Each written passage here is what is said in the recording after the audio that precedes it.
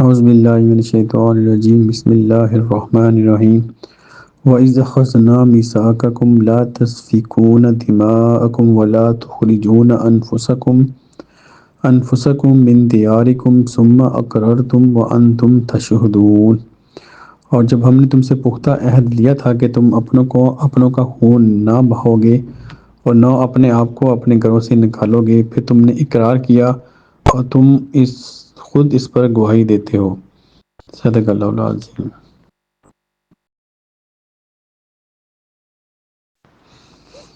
آج ہم نے بنی اسرائیل کی آیت نمبر 84 کی تلاوت کی، اس کا ترجمہ آپ نے سنا۔ آیت 83 میں ہم نے پڑھا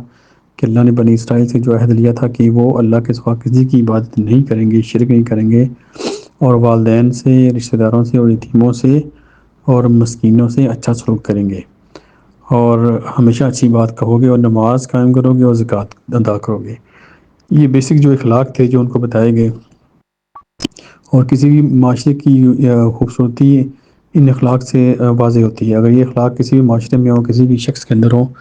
تو وہ ایک اچھا انسان ہوتا ہے اور ایک اچھا معاشرہ بنتا ہے اس سے، اور وہ جنت کا معاشرہ کہلاتا ہے۔ جیسے جنت میں سکون، پیس ہوگا، اسی طرح جب انسانوں کے اندر یہ خصوصیات ہوں تو وہ معاشرہ بھی ایک جنت کا معاشرہ، جنت جیسا معاشرہ بن جاتا ہے دنیا کے اندر۔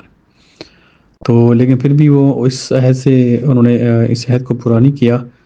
بلکہ سارے کام اس سے الٹے کیے انہوں نے، زیادہ تر لوگوں نے۔ پھر اللہ نے فرمایا آیت نمبر 84 میں، پھر دوسرا عہد لیا، اور وہ یہ تھا کہ تم اپنوں کا خون نہیں بہاؤ گے، یعنی قتل و غارت نہیں کرو گے، ایک دوسرے کو قتل نہیں کرو گے،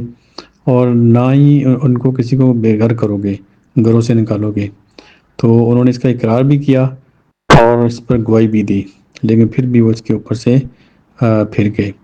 تو آج اگر آپ دیکھیں تو یہ سب سے بڑا جو آج کل جو آپ کو نظر آ رہی برائی، اور جو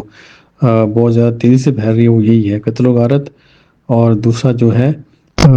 لوگوں کو گھروں سے نکالنا۔ فلسطین میں آپ نے دیکھا، اور اس کے بعد اور جو ملک ہیں، شام میں، عراق میں،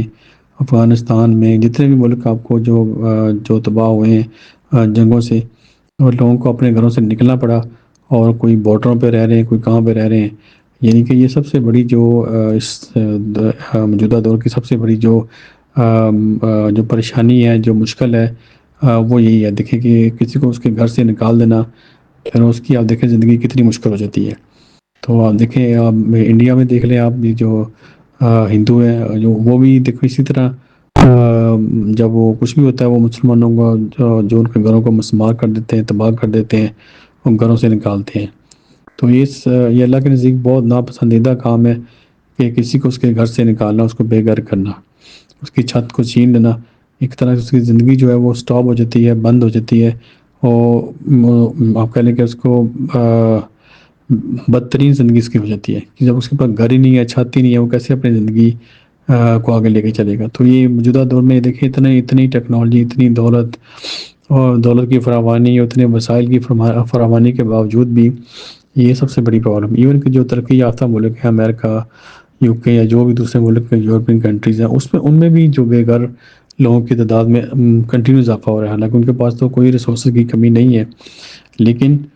یہ برائی جو ہے یہ شروع سے چلی آ رہی ہے، اور آج اس میں ہم دیکھتے ہیں کہ بہت زیادہ اضافہ ہو چکا ہے۔ اور دوسری جو وعدہ لیا کہ قتل و غارت نہیں کرو گے، ایک دوسرے کو نہیں مارو گے،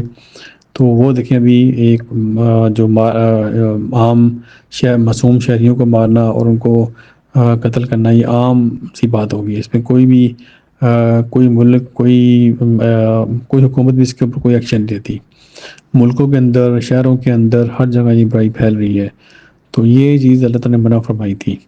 جو ان کو بنی اسرائیل کے لیے۔ تو آپ دیکھیں آج بھی ان کے اندر یہ پرابلم ابھی بھی زیادہ ہے، جو مشرکین ہیں، جو یہودی ہیں، یہ ان کے اندر آج بھی یہ پرابلم بہت زیادہ ہے۔ تو اللہ تعالیٰ رحم فرمائے، اور جو بے گھر ہو چکے ہیں، اللہ تعالیٰ کو اپنا گھر عطا فرمائے، اور جن کے پاس اپنا گھر نہیں، اللہ تعالیٰ کو اپنا گھر دے اور اپنی چھت عطا فرمائے۔ یہ بہت بڑی نعمت اللہ تعالیٰ کی، اور جن کے پاس یہ ہے، کسی کی جان اور مال محفوظ ہے، تو وہ سمجھے کہ اس کے لیے اس دور میں سب سے بڑی نعمت وہی ہے، کیونکہ یہ نعمت جو ہے آہستہ آہستہ ختم کی جا رہی ہے، چھینی جا رہی ہے لوگوں سے۔ تو اس کا شکر ادا کرنا چاہیے، اور کوشش کریں کہ نہ کسی کا حق آپ کھائیں، اور جب آپ دوسروں کا حق نہیں کھائیں گے تو اللہ تعالیٰ آپ کو بھی ضرور محفوظ رکھے گا۔ دعا کریں اپنے لیے بھی، اور دنیا میں جہاں جہاں کوئی بھی لوگ پریشان ہیں سب کے لیے دعا کریں۔ جہاں کوئی بیکار ہے تو اس کو گھر مل جائے، اگر کوئی کسی جان و مال میں کے اوپر کوئی مشکل ہے تو اللہ تعالیٰ وہ بھی